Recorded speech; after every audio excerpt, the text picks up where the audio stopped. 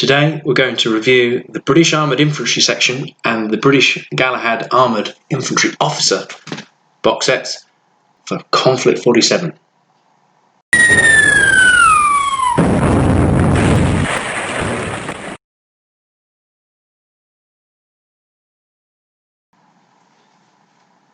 Okay, today we're going to talk about the British Armoured Infantry, and I've got a command as well. So we're going to have a look at them and see how good they are. You'll probably notice that I've changed the light bulbs to more of a daylight, so the lighting's better, and I've got a better camera as well. So we'll see how that goes.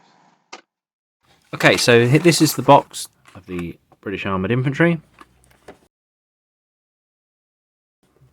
Now, let's have a look, see what's in here. In here, we get 1, 2, 3, 4, 5, 6, 7, 8 bodies. There's 8 LMGs, 8 extra arms, and 8 heads. Okay, so we've got everything that's required in the box. Now, out of that, you can see here, I think we've got, so that's 1, 2,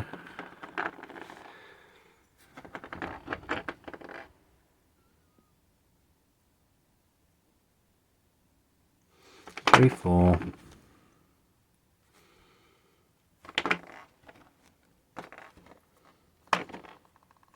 5. I think we've got 5 in separate, in individual, and 3 repeats. So we'll just put the repeats to one side, and we'll look at these 5 here.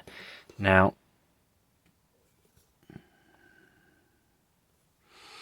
okay, so we've got 5 here. Now they look pretty good. Let's have a. Now you can see quite good detail on these, down to the power pack on the power unit on the back. It's always nice to see how they actually conceive about these things actually working, but you can also see some fine details of the exoskeletons that they use on these. See down the legs there. So there's very good detail on all of these. I especially like this one, which is in the running pose. Oops. I especially like this one in the running pose. So again, they've all got the power units on the back, and detailed plate mail on the front. It looks similar to the plate mail, and also you've got the leg guards there at the top. It's quite a good idea, really.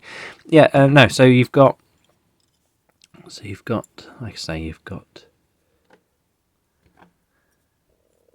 these ones which are running a bit harder to face forward.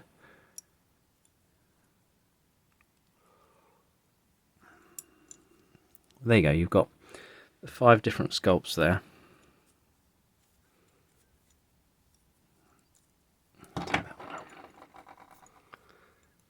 Yeah, there are 3 of the sculpts. Let's show the backs.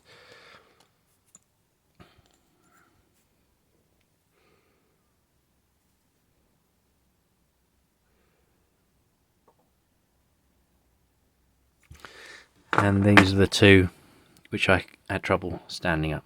Oops, wrong way. Yeah. And again, I particularly like the moving positions. I find that too many models are in the standing position, and I like more dynamic poses. So anyway, that's that. Now with these, we get now LMGs. Now, okay, this is what comes with it. See,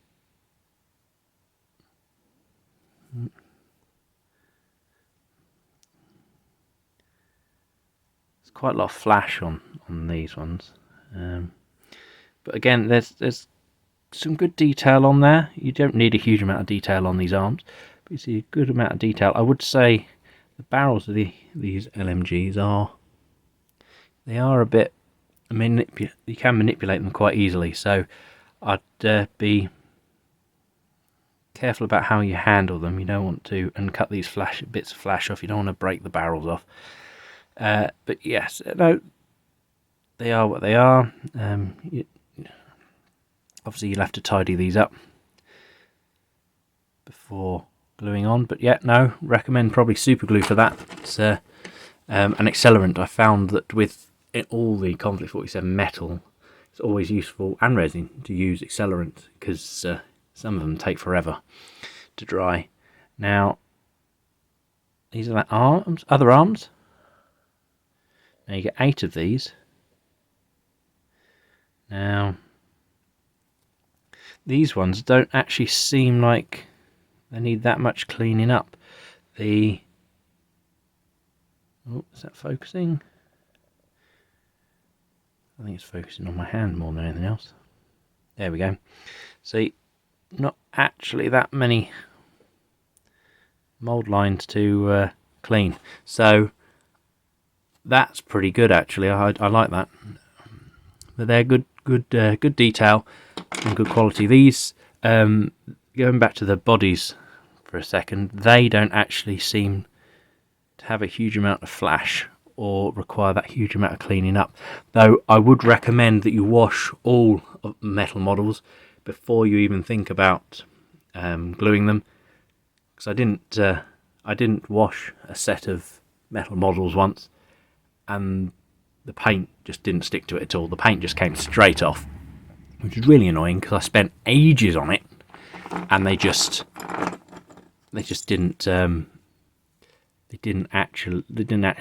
I had to strip them and start again. So washing them as well. So that is the look at the British Armoured Infantry. Oh no, it's not. Sorry, I forgot the heads. Now I know you can get some non-standard heads for these on the Warlord website. Now you can see some good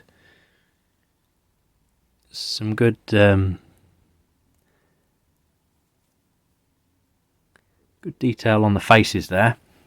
Oop, there you go, some good detail on the faces. Some grimacing and shouting. So they're not all the same. Let's see if they've got the same faces on the other.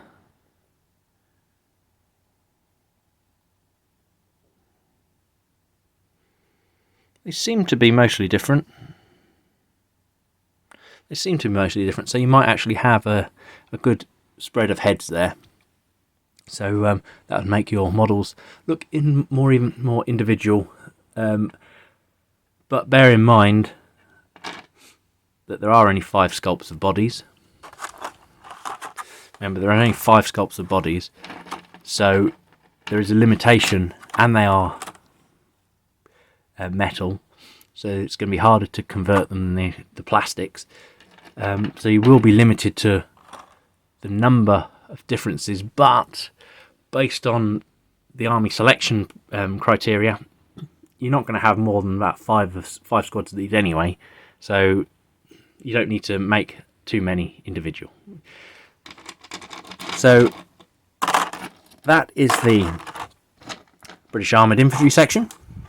So now we shall go on to the British Armoured Infantry Command Officer. Now this is the British Galahad Armoured Infantry Officer. Now the thing that jumps out about this from me is the fact that you're only allowed to take 2 infantry. You can have an infantry officer as your core HQ, and the extra guy, as it were, with him. But you can only have those 2 in the HQ. Now, my only thoughts would be the fact that you could have an additional, like a higher ranking officer. So maybe that would be them. But I believe the HQ has a SMG, not an LMG. So let's have a look, shall we? Okay, so you have the... Oh, it's packed for us by Becky. Thank you, Becky. It seems to you've packed most of my stuff. Right. Okay, so we have the standard Warlord Games bases for them, which you'd expect. You have the wonderful fluff. I would keep hold of that, because I have started using it to touch up my automated infantry, British automaton infantry, so it looks scratched and things like that. So they're pretty useful for effect. So I'd hold on to them. Now here we go. Now here we have three guys, but only 2 heads. Oh no, sorry. His head's already on it. Right, fine. Okay, so we have, go through the box. We have 2 of the normal bodies. We have, one can only assume he's the commander, because he's got the beret on. Though you have an SMG, guy with some glasses, guy with some glasses, and another guy with a beret on, which looked like a radio operator, and like I said earlier, an SMG. We'll look at them a bit better later on. And then you've got 2 LMGs and 2 left arms, because the LMGs are all in the right arm, I think. Yes, they are. They're all in the right arm. So that is what you get in the blister.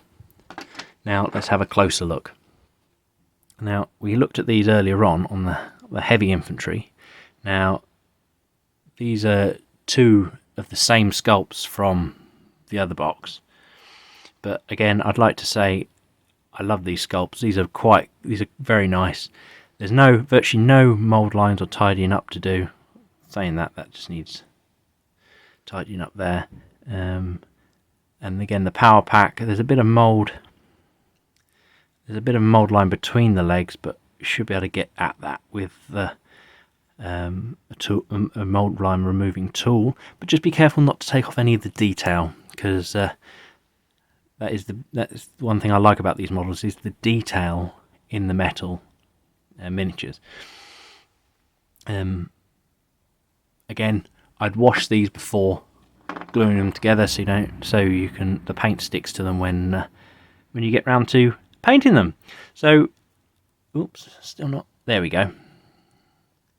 As you can see there, that's another one. I think that's a duplicate from the one in the box. So you can mix and match. Oh, that needs a bit tidying up there. You can mix and match between the command set and the actual heavy infantry box, because they are the 2 standard infantry guys are the same. The bodies are anyway. So what I might actually do is take one of the guys with the beret hat and make him the sergeant model in the NCO model in the actual squad. So that might actually be a good idea. So I'll be looking at doing that. Now this is the different one. Now this is the commander. But I believe he's the commander.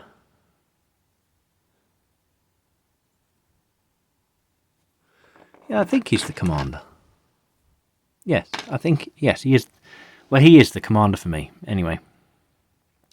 So again, standard Galahad armour, just a different pose.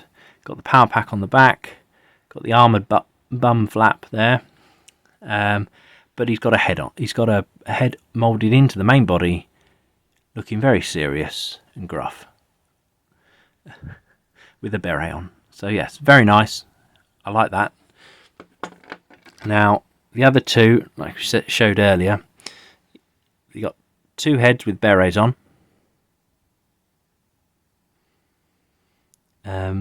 Now you got 2 heads with berets on.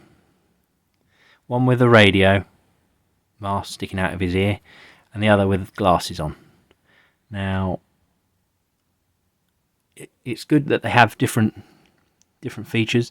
Now, with both of these sets, you can actually buy, I think there are two different types of heads. There's the gas mask one, and there's a different full face mask head you can buy separately from the Warlord Games website. I'm not sure where else they're available, but I believe they're on the Warlord Games website, and I think they are really good. I haven't got them for these, but if I end up getting a second squad, I might get different heads to distinguish them between the two. And that's the SMG, because the actual commander himself is armed with an SMG, not an LMG. But that is quite good detail as well, with the strap there for the SMG.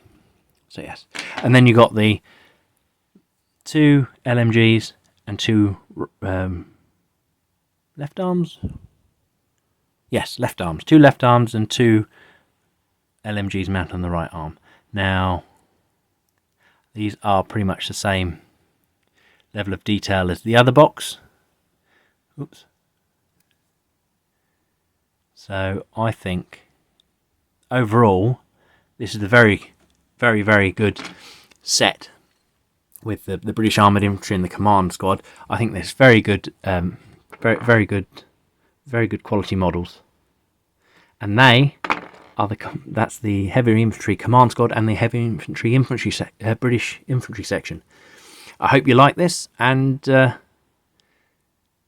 hopefully I'll get round to do some more soon.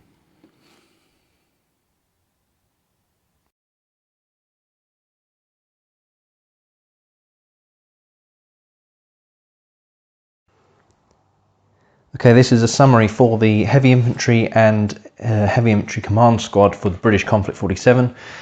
Now, I've only got one unit of the British Heavy Infantry. This was due to it not being the core choice in my list, but I needed an anchor in the army. So these tough, durable, and all-round pain for your opponent. So I thought that was the better choice for the anchor of the army. Now, the thing that perplexed me was the command squad came in with 3 people in the box. Now, in one of the expansion books, I can't remember which one, it says you can have a heavy infantry commander with 1 extra guy, yet they come with 3. I don't know why they've done that. It might be the fact that they want you to use it as an NCO for your normal squads or something along those lines. But it doesn't. It just perplexed me. But it didn't matter. I've painted him up and based him and everything like that. But it's just a matter of it. It didn't quite make sense to me. It's just a bit weird. Generally, the models are quite good. They've got some nice detail on there. The lines are crisp, mostly crisp. They're in general good detail, but the bits that annoyed me were the flash in the arm joints. Now, I did point it out when I was looking through the unboxing video that they had a bit of flash there. Now, when I actually went to put them together and glue them together, there seemed to be a lot more that I missed on the actual video. So there seemed to be a lot of flash in the arm joints. Now, some of them filled the socket joint up completely with flash, so I had to where I could, I cut it out. Where no detail was anywhere near, I used a little drill bit and things like that to take out the flash. But it wasn't the best thing I had to do. And from my experience, that comes about from poor mold maintenance, in my experience. And as I went on and glued it together, I didn't notice other flash on the actual LMG themselves. The LMG had some flash on which actually took away some of the detail. Now, I only noticed that when I was painting it, so I made the decision not to remove the flash because I didn't want to take away more detail than what it's already covering up. So I'm putting up with it. Now, in general, with metal models, I dislike the little tab at the bottom, because it makes basing harder. But I've also found that if you chop them off that base, if you don't base them properly, it's more likely to fall off. So I've put up with it, and I've managed to base around it and over it. So you can't actually see it when you see my models, but it's a bit of an annoyance for me. But it is what it is. And the actual way they've done these in 4 bits. So you've got the main body, each arm, and the head. Now, the way that the arms and the equipment that are on the arms, this is for both sets, there's a limited posability for it. If you're like me, you're only having one squad, it's not too much of a problem. But if you're having lots and lots and lots of squads, you may want to go and actually look at possibly chopping and cutting up the bits of equipment and green stuffing and modifying it in that sort of way to actually get your different posability poses. And that is a summary of the heavy infantry review. I hope you enjoyed it. If you enjoyed this video, hit the like and subscribe button, and I'll see about getting some more. Here are my heavy infantry. Now, again, these are what I would class as quite basic paint scheme. The faces aren't brilliant, but I've decided not to try and sort it out, because I think I would cause more havoc than is due. But overall, I like the look of the overall unit as it is together. And like I say, it's quite a simple paint scheme. I am disappointed with one thing about these, though, is if you look at the guns, there's a miscast on there, and it's not very clear on that. There you can just see about on the.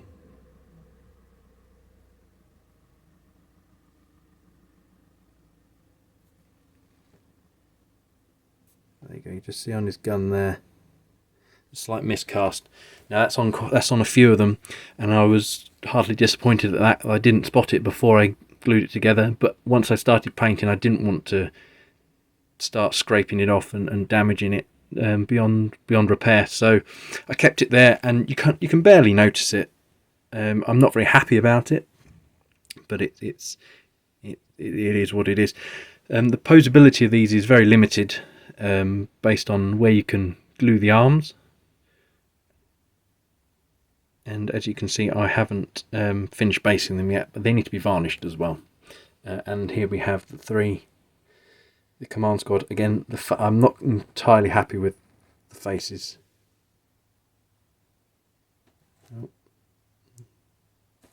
Not entirely happy with the focusing on this camera either. But there we go. So yeah, not entirely happy with the face, but it'll do for tabletop standards. And you can blame my wife for the colour of the berets, because they're a mythical regiment, so we went for a different coloured beret. So that is the heavy infantry squad and heavy infantry command. And once again, none of these models were provided by Warlord free of charge. I had to pay for all of them. And if you like this video, click the subscribe button, and we'll see about getting some more done.